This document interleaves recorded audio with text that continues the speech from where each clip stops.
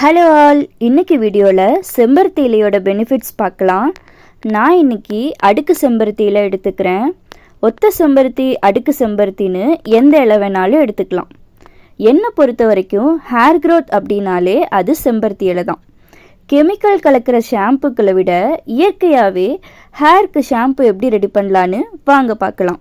செம்பருத்தி இலையை நல்லா கழுவி அரைச்சி எடுத்துக்கலாம்.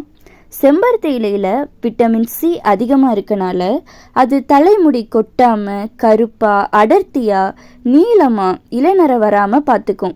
நம்ம முடியில் சத்து குறையும் போது தான் நம்ம முடி கொஞ்சம் கொஞ்சமாக கொட்டும். ஸோ செம்பருத்தி இலையை அப்ளை பண்ணும்போது அது நம்ம முடியை ரொம்ப வலிமையாக்கும்.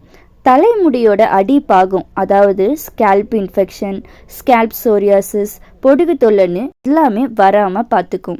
இந்த பேக்கை அரைக்கும் போதே நல்லா ஷாம்பு மாதிரி வலுவலுன்னு இருக்கும்.